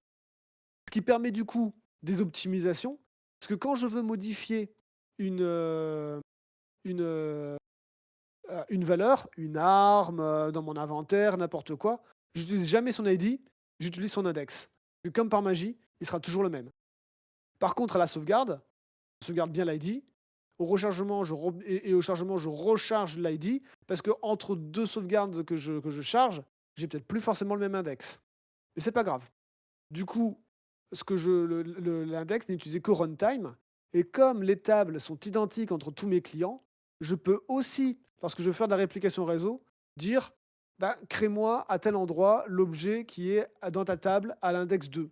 Je sais forcément que l'index 2, ce sera l'épée de fer pour tous les autres joueurs, sans qu'il y ait eu de dialogue avant pour dire toi, qu'est-ce que tu as à tel endroit ou autre. Le tri est vraiment très important parce qu'il permet ce genre d'optimisation.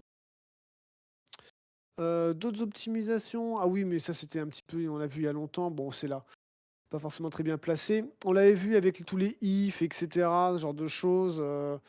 Bah, si on veut faire, avec les infobules, s'il y a pas les dégâts pour une potion, ça a planté et cetera. Bah, l'idée, c'est que du coup, si chaque composant, a sa fonction de description, bah, l'arme va dire: «Moi, je fais 12 de dégâts». Le transporteur va dire: «Moi, j'ai un poids de 4 kilos». L'usure: «Ah bah, actuellement, je suis à 87 sur 100». Du coup, l'infobule n'est plus une succession de si je suis une arme, j'affiche cette string, si je suis un sort, j'affiche cette string, et cetera. C'est juste une boucle. Pour chaque composant, tu me donnes ta description et je la rajoute à ma chaîne de caractères. Et puis ensuite, bon là, je join avec juste un point. Du coup, bah, je vais avoir le nom, épée de fer, donc point 12 dégâts, 4 kilos, 87. Et puis ben, la potion, hein, les soins, il n'y a rien. Parce que par exemple, j'ai pas de, je fais pas de soins. J'aurai des soins, bah, j'afficherai à la place des dégâts les soins. Donc du coup, créer des fonctions, qui s'adaptent automatiquement, ben, c'est très facile. Il y a non seulement c'est facile, c'est adaptatif et puis il y a plus de bugs. C'est-à-dire que je peux rajouter de nouvelles fonctionnalités, j'ai pas besoin de retoucher à des anciennes fonctions. Ça, c'est aussi quelque chose qui m'est très cher. C'est-à-dire que je pars du principe que quand je veux rajouter une nouvelle feature à mon jeu, je ne devrais, puisque c'est une nouvelle feature, avoir uniquement des nouveaux fichiers. Je ne devrais pas avoir besoin, pour rajouter une nouvelle fonctionnalité, de modifier les fonctionnalités ou du code existant. Si je veux modifier, forcément, je vais modifier. Mais si je veux rajouter quelque chose de nouveau, ça doit être quelque chose de nouveau qui s'intègre naturellement, sans avoir besoin de modifier le reste, ni d'avoir peur de le casser. Euh, voilà, alors là, qu'est-ce que c'était? Il y avait un mot sur ce qui est disparu. Ah oui, le truc, ce que j'ai fait, c'est que l'index 0, c'est toujours le fameux nul. Donc quand je veux supprimer quelque chose, je dis toujours, cet objet, il est comme s'il existait toujours, hein, mais l'objet, c'est plus un épée de fer. Cet objet-là, c'est zéro. Sa définition, c'est zéro. Et donc du coup, c'est comme ça que je peux dire cette instance n'existe plus dans le jeu ou n'existe plus dans la sauvegarde. parce que du coup, je peux détruire en disant, c'est, voilà, mon objet désormais est de type 0. C'est comme ça que je fais ma négation. Papapam, l'état du parti, alors après je s'il y a vraiment des choses encore très intéressantes, ils se répètent beaucoup je trouve, hein. Heu, non, est-ce que vous avez des questions? Parce que je pense qu'on a bien tout terminé. Moi, ça va. Non, non, pas de questions. Après je vais peut-être vous faire la petite démonstration, ce sera plus parlant. Composant modable, ouais, bout en bout, bon, ouais, non, après on a déjà vu tout ça, mais sous d'autres formes. OK, alors, hop, mon jeu. Donc c'est un petit jeu de pompiers avec, qui doivent éteindre du feu. J'ai repris dans c'est un code que j'avais, donc le GOP qui permet d'avoir une planification une planification d'action et cetera et donc du coup, les petits pompiers réagissent à l'environnement. Quand le jeu se charge, il y a les 2 pompiers qui récupèrent leur lance-incendie, les tuyaux, le feu qui commence et ils attaquent directement le feu pour l'éteindre. Donc, qu'on remarque, c'est que, ben, on a des objets. Quand ils prennent feu, bah, il y a des effets. Pareil pour la lance, il y a des effets, de ah, des effets de jet d'eau et là, hop, il a tout terminé. Bon, OK. Si je décide de recharger ma partie, alors non, j'ai pas sauvegardé, donc mauvais exemple. Je décide, alors je vais par exemple mettre un feu, je vais quand même les bouger un petit peu. Je vais mettre un feu ici, un feu là. Voilà. Je les vois, ils sont en train de se déplacer. Ils sont ici. Je vais sauvegarder quand? Je vais sauvegarder, bah tiens, je vais sauvegarder maintenant. Ils sont branchés, ouais, ils sont un peu bloqués. Voilà, je sauvegarde. Hop, il y a le feu. Il y avait le feu. J'ai sauvegardé. Et puis maintenant, il est éteint. Si je recharge ma partie, alors je recharge ma partie. Hop, on avait dit qu'il y avait le feu. Mais il n'y a pas de feu. Pourtant, il a bien rechargé la partie. En rechargeant la partie, il recharge l'état, donc de tous les deltas, par rapport au début du jeu, qu'il y avait dans ma sauvegarde. Donc automatiquement, il place les bons objets.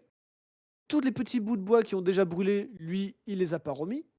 Par contre, il y avait ici un élément en train de brûler et il n'y est pas. Pourtant, il a bien restauré l'effet de brûlure. Mais là, le jeu est en pause. Ça veut dire que même s'il a restauré l'état du jeu, les réacteurs n'ont pas encore eu le temps de tourner. Donc le réacteur qui dit: «Eh mais ici, il doit y avoir normalement du feu», il n'a pas encore tourné et il n'a pas encore régénéré le feu. Dès que je vais appuyer sur le reprendre, automatiquement le feu va revenir. Voilà. À l'inverse, je commence. Au début, il y a plein de feux. Voilà, le feu en plus commence à se déplacer, je sauvegarde. Voilà, quand j'ai sauvegardé, ici, il n'y avait pas de feu. Commence à éteindre et je vais recharger la partie quand il y aura la moitié qui est éteint.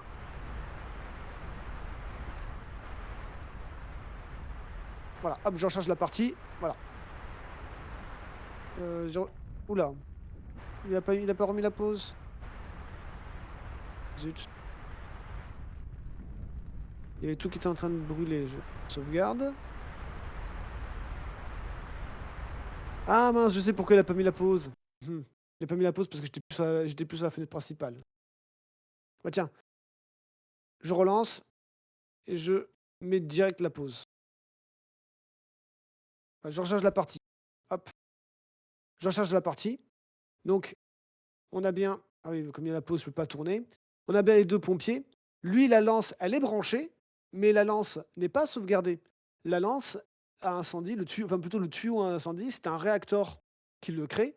Donc, l'information est bien dit que la lance est connectée avec le tuyau, mais le tuyau, le mesh du tuyau, c'est juste un réacteur, donc il n'est pas encore créé. De même, là, même si j'ai restauré et qu'il y a encore du feu, les effets sont pas présents. Je relance, hop, le tuyau est apparu automatiquement et le feu réapparu. On peut faire également principal une petite démonstration multijoueur. Quoique pour ça, il va falloir que je démarre les serveurs.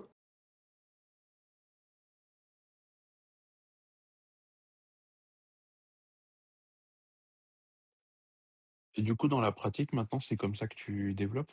Ouais. En tout cas pour OK. ce 1er jeu du coup est un petit peu, je l'ai fait en même temps que la donne. Il me sert un petit peu de, bah, de 1er développement et je fais les 2 en parallèle.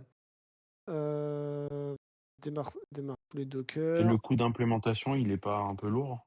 Même si je comprends l'intérêt, hein, qu'il y a derrière, Alors si, j'ai une partie quand même sur le justement, est-ce que ça vaut le coup de le faire tout le temps ou pas? Pour avoir ça juste après, je veux juste un un peu petit comme peu. les tests, tu sais? Les architectures, type Clean Architecture et compagnie. Donc tu as des intérêts, réels, mais après, selon les types de projets, c'est pas toujours intéressant Oui, parce que le coût à l'entrée, il est assez élevé. ça peut, ouais, ça peut. Ou en tout cas, le coût est élevé si on a pas et qu'il faut le développer, quoi. Si on en a déjà un et qu'on peut le réutiliser, ça va. Mais effectivement, autrement, Mmh. le coût est élevé au développement, ouais. J'ai eu une petite partie d'absence, pendant le truc, mais, du coup, en gros, c'est de N'hésite pas, l'ECS? hein. Oui, ça ressemble beaucoup à de l'ECS, Ouais. oui. Même si c'est Ça, en j'en ai fait, fait un petit peu d'ECS et on je parle quand reconnais même un peu les beaucoup patterns. on parle quand même plus de data driven, en fait, dans le jeu vidéo, mais autrement, oui, c'est quasiment la même chose.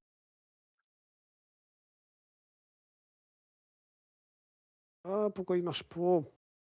Ouais, en fait, c'est, comme Unity c'est du data driven aussi.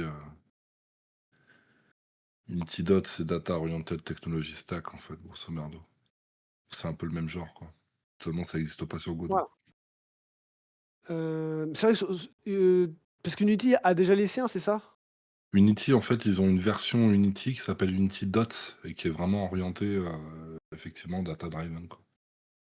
Oui, alors que c'est vrai que Godot n'a rien du tout. Godot, c'est vraiment juste un moteur. Tu veux quelque chose, tu peux le faire, hein. Tu dois le développer toi-même. Mais on va orienter effectivement, sur Unity Dot quand on a énormément, de gestion d'unités, d'entités à Mmh. sauvegarder, à rétablir rapidement, une gestion de serveur, ce genre de trucs, quoi. Rafraîchir, voilà, donc je me connecte, hop. Donc là, en fait, l'idée, c'est je voulais c'est pas encore terminé, mais c'est de faire, une partie en asynchrone. D'un côté des pompiers, d'un côté les pyromanes. Voilà, donc prêt, prêt, voilà, la partie commence. Donc du coup, lui, par exemple, il va pouvoir poser une lance à incendie, un tuyau, un pompier. Voilà, ça c'est pour éviter que la caméra se balade trop. Hop, donc il les a posés, donc lui, il les voit.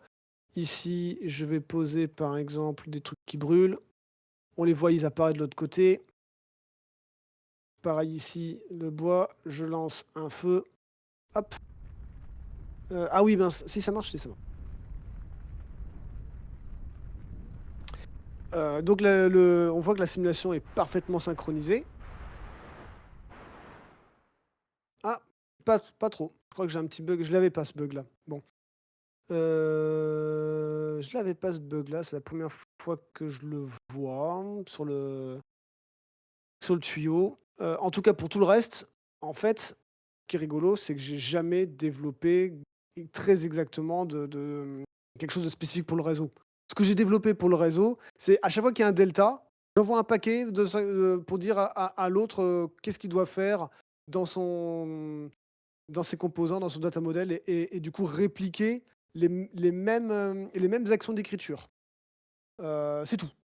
Et du coup, les réacteurs bougent normalement des 2 côtés. Là, je vois qu'il y en a un qui a pas normal. C'est la première fois que mais j'ai fait des modifications aujourd'hui et j'ai pas retesté. Normalement, il a bien créé le tuyau, hein, donc c'est que le réacteur, il a bien bougé, mais en fait, c'est le tuyau. Là, le tuyau, il est en dehors et là, il est dans l'inventaire. OK, j'ai un petit bug dedans et je pense que c'est pour ça que ça a buggé. Mais autrement, voilà. J'ai pas synchronisé d'action, poser un objet, poser des objets. Simplement, l'un des clients qui envoie l'information: «Hey, j'aimerais bien ici créer un objet». Le maître, le host, il l'écrit et puis il réplique, le delta à tous les autres et le reste réagit. Mais encore une fois, le moteur, il envoie les deltas, mais sans même savoir de quoi il s'agit. Il sait pas que c'est un objet qui brûle, il sait pas que c'est un feu, il sait rien du tout. C'est rien du tout. OK, ah, c'est marrant les effets, eux, ils réagissent correctement, mais pas le reste. Donc voilà et pour du coup, comment ça se présente dans l'éditeur? Hop, dans l'éditeur, si je reprends la petite scène solo, donc j'ai par exemple, je me suis créé un nouveau type de node, un node proxy. Le node proxy, il prend un modèle, donc en fait, tout est node proxy. C'est-à-dire que, le pompier, c'est un node, proxy. L'hydrant pour pouvoir se brancher, c'est aussi un proxy. Le tuyau, c'est un proxy. La seule chose qui change, c'est le def model pour dire, bah, qu'est-ce que tu es comme type d'objet? Et mes types d'objets, mes définitions sont tout simplement, dans data, mes définitions, voilà, tous mes objets sont là. Donc l'NPC pour l'instant, j'ai qu'un seul type, voilà, c'est un pompier. Un pompier, c'est quoi? Bah, c'est une série de composants. Il a, un inventaire. Voilà, l'inventaire, il a simplement 2 slots. Alors il a une slot main droite, slot backpack et le backpack, c'est le dernier truc que j'ai rajouté. Je pense que c'est ça qui fait bugger le le tuyau parce que je pense que j'ai pas dû dans mon code gameplay, c'est pas dans le code de codex, c'est dans le code gameplay, j'ai dû oublier une écriture. Donc du coup, bah, si c'est pas écrit, bah, du coup, c'est pas répliqué. D'où le mais du coup, au moins, on le voit vite, quoi, le problème. Donc ça, c'est pour le codex. L'agent, lui, il va pointer vers une ressource d'IA. Les ressources d'IA, bah, c'est là où il y a tout mon GOP, en fait. Donc voilà, ce que j'ai, c'est j'ai jamais de scène. Je pointe jamais sur des scènes, je pointe toujours sur des textes parce que dans Godot, pointer sur une scène, ça fait forcément charger ta scène et je veux pas charger des choses dont j'ai pas forcément besoin. Par contre, je lui dis où il est si j'en ai besoin. Le fameux transform, donc j'ai également simplement une position, rotation, c'est des simples, voilà, c'est juste deux vecteurs que je sauvegarde dans mon transform. Le fameux skin, je lui dis: «Bah, tiens, hop, là, tu vas me charger le skin du firefighter». Qu'est-ce que je ça, c'est un composant de synchronisation particulier parce que les personnages, comme ils se déplacent, je veux pouvoir interpoler entre chaque tic. Donc ça, c'est l'information pour interpoler. Ça, c'est dans quelle équipe il se trouve, si c'est un objet qui est de type pompier ou de type, pyromane. Ses points de vie, en fonction de sa chaleur qu'il va recevoir et cetera, donc il y a tous les composants, toutes les valeurs nécessaires dans le composant pour que le système puisse faire son calcul. Ça, c'est bon, ça, c'est pour pouvoir afficher le plan quand il parle: «Eh, je vais faire ça, je vais faire ça». Voilà, c'est un composant aussi. Mais si je prends du coup l'hydrant, lui, il a des composants totalement différents. Bah, déjà, il a un composant spécifique pour l'hydrant en fonction, de la pression de l'eau, machin et cetera, parce que j'ai décidé de simuler tout ça. Comme il est positionné dans le monde, bah, lui aussi, il a un transform, voilà. Il a un skin également avec donc du coup la scène de l'hydrant qui contient son mesh. Il a des points d'attache, bah, pour qu'on puisse mettre les tuyaux. Et puis, bah, pareil, il appartient à une team et cetera et cetera. C'est comme ça que je fais pour tous les objets. Les objets qui peuvent brûler, là, les planches, bah, lui, il a un composant, burnable, il peut brûler. Il a un composant de transform, de skin, bien sûr, de team et lui, objectif. Pourquoi? Parce que les pyromanes, ils ont l'objectif de brûler certains objets. Donc quels sont les objets qui doivent brûler? Bah, c'est objectif. Alors c'est rigolo si je mets un composant objectif sur un pompier, bah, le but, c'est de tuer le pompier, par exemple. Ce que j'ai pas fait. Mais typiquement, je pourrais le faire. Tiens, je veux faire que la règle, il faut tuer là les pompiers. Tout ce que j'ai à faire, c'est mettre l'objectif composant, sur un pompier et du coup, ça, les pompiers pourront devenir des cibles, des pyromanes directement, sans avoir codé ça dans le gameplay du jeu. que j'ai après à coder en brut, ce sont dans mes corps, mes systèmes. Systèmes, je les ai mis dans Sim. Voilà. Donc, par exemple, pour les explosions, j'ai des systèmes voilà, système de pression. Ouais, parce que là, on l'a pas vu, mais les barils, au bout d'un moment, quand ils ont trop de pression, ils peuvent exploser. Donc, du coup, qu'est-ce qui fait l'explosion? Bah, c'est mon système de pression. Il va lire l'état, puis au bout d'un moment, il va déclencher des valeurs, il va écrire comme quoi il est explosé. Donc, bah, du coup, c'est un système. Le réacteur, lui, il va juste s'occuper de faire l'explosion. J'ai un VFX d'explosion, donc il va le mettre, etc., etc. Voilà, donc ça, c'est pour l'explosion. Puis pareil pour le feu, j'ai mes composants, mes systèmes et puis des réacteurs. Et je fais ça pour chacun de mes systèmes. Pareil pour l'hydraulique. Demain, je veux rajouter une nouvelle fonctionnalité, bah, je crée un nouveau dossier avec des nouveaux composants, des nouveaux réacteurs, des nouveaux systèmes. Et normalement, j'ai pas besoin de modifier le reste. Voilà. Au niveau des coûts, je sais que j'avais fait la question qui était posée. Voilà, limite et dosage. C'est vrai que le Data Driven a quand même un coût très élevé. Une fois que c'est fait, par contre, bah oui, c'est facile. Heu, Là, c'est exactement l'inverse pour le hard-codé. On perd aussi certaines choses. On perd l'avantage du compilateur parce qu'avant, bah, accéder au dommage, bah, c'est mon objet point dommage. Désormais, c'est mon objet point, faut aller dans le composant dans le composant arm, puis dans la variable dégâts. On n'a plus d'autocomplétion. Voilà, donc si on veut renommer, bah, du coup, il faut chercher remplacer manuellement.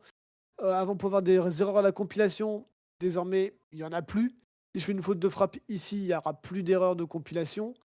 Donc, ça veut dire qu'il faut potentiellement avoir développer ses propres outils d'analyse pour générer des erreurs au chargement ou mettre ça dans le plugin pour que ce soit pas possible et vérifier qu'on fasse pas d'erreur. Donc oui, c'est un peu plus compliqué.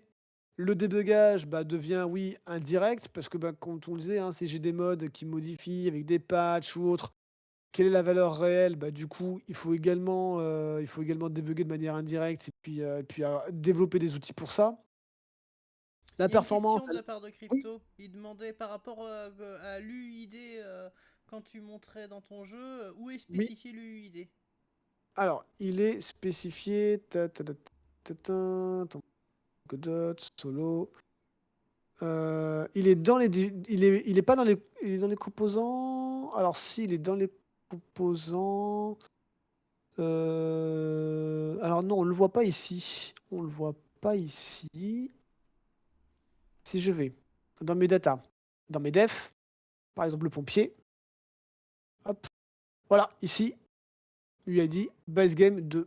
Et j'ai fait en sorte que dans l'éditeur, il est en lecture seule. Je peux pas le modifier. Voilà. J'en prends un autre. Lui, il a le 17. Les UID sont affichés, mais on peut pas les modifier. Quand j'en crée un nouveau, en fait, si je vais créer une nouvelle ressource, machin, j'ai dans mon plugin, j'ai des détecteurs branchés à l'éditeur qui vont automatiquement récupérer quel est le dernier ID, créer un nouveau et m'assurer qu'ils sont tous uniques. En gros, voilà. Et on voit bien que l'UID est un def. Il n'est pas dans def model.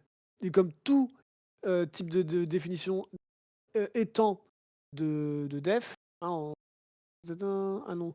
Oui, def model qui est en def de ressources, de ref counted object. Bon, ressources ref counted object, ça c'est Godot. Mais def, c'est moi. Et mon def, ah non, il peut pas ouvrir parce que c'est Visual Studio Code. Mais du coup, c'est pareil. Normalement, si je prends un autre type donc oui, ici. Et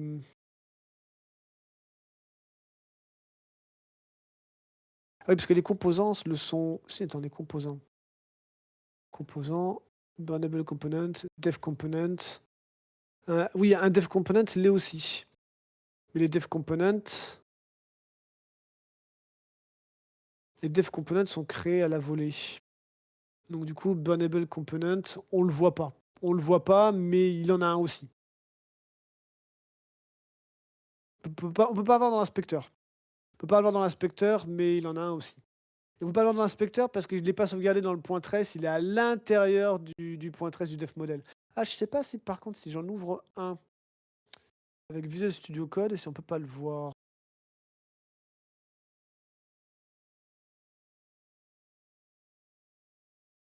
Visual Studio Code, je vais dans Data.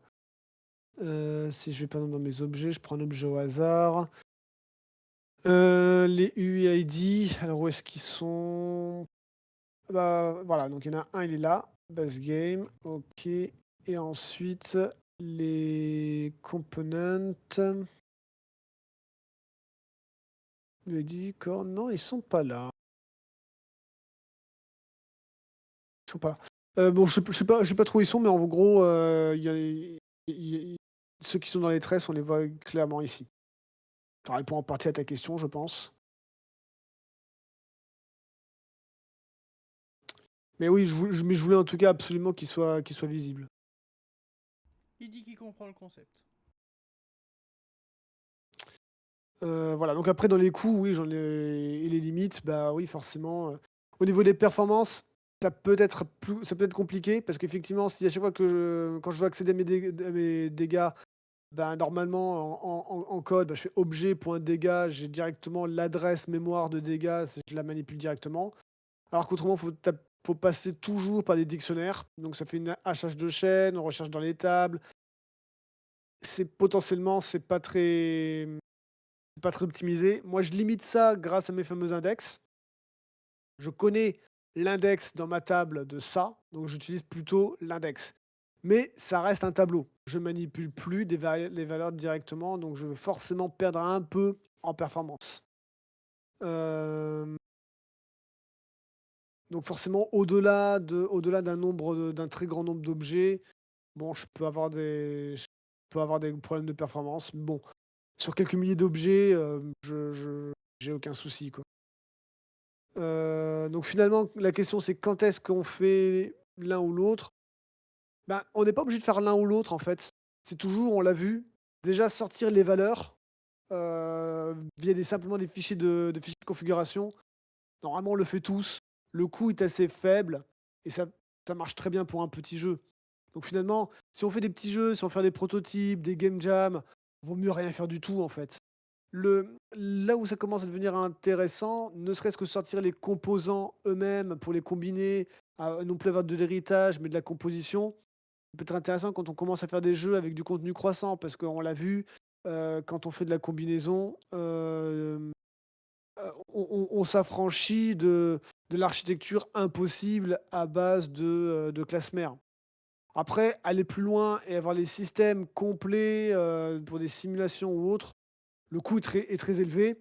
Il faut être certain de l'utilité, quoi. Si on veut des mods, si on veut du réseau, ça peut être intéressant.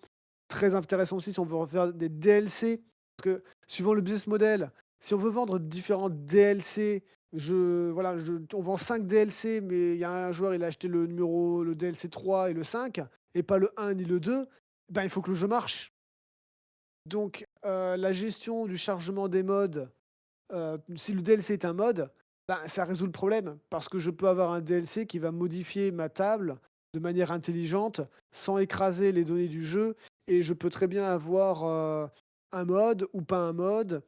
Ça, voir un mod qui a un patch et pas un autre, ça va pouvoir se charger de manière fluide. Alors qu'autrement, si on fait tout en dur, bah, c'est pas possible. Si la classe, elle est codée en dur, et comment je fais pour fournir une nouvelle feature sans casser une ancienne? Bah, c'est tout simplement pas possible. Le C'est vrai que pour ce genre de choses, suivant le business model aussi, ça peut être intéressant, de passer sur du data driven rien que pour ça. Voilà. Après effectivement le danger, c'est pas forcément de tout faire, c'est d'en faire à moitié, mais attention quand on dit à moitié, c'est genre j'implémente qu'une partie du système. On peut faire différents paliers, mais dans un palier, il faut pas décomposer, quoi. C'est soit on le fait pas. Voilà en gros, c'était un petit peu long, on y est presque 2 heures, mais si vous avez des questions, c'est maintenant, autrement je pense que j'ai fini. Question pour moi. Vas-y, vas-y. Non, non, je disais pas de question. Ah pas de j'ai compris question pour moi. Non, non, Mmh. pardon. Bah, merci en tout cas, c'était super intéressant. Ouais, merci, c'était vraiment cool. Je veux bien, ton petit doc, c'est possible de me faire un PDF? Bien sûr, PDF je sais pas, je peux le build et ça devient des fichiers HTML. Oui, ça me va aussi. OK. Parce qu'en fait, tu as un grand écran, donc on n'arrive pas trop bien à lire. Ouais, Après, tu bah, as une petite extension pas chère qui s'appelle GoFullPage, qui est pas chère, qui est gratuite. GoFullPage, qui te permet de faire des captures entières de ouais. pages web et en faire des Après PDF. après le texte, de toute façon s'il est pas forcément très intéressant, c'est plus très intéressant d'avoir les schémas et le texte. Non, mais C'est moi, c'est juste généré pour avoir c'est les idées, me ouais, rappeler tout ce que tu as dit, voilà. bah, après je Je pourrais le donner, recherche un mais peu. c'est généré par de l'IA, c'est Non, mais c'est parfois pas grave, moi, ça très m'intéresse quand même aussi. très abscons, que voilà quoi. Mais moi je trouve que j'ai utilisé MKDocs pour ça et je trouve que c'est sympa de pouvoir avoir des schémas directement, dans le truc. Il le génère et après c'est du HTML quoi. Avec une petite lib JavaScript pour les dessins, les flèches et tout. Oh, c'est cool en tout cas, merci. Pardon. Je coupe l'enregistrement. Ouais, je pense que tu peux couper l'enregistrement.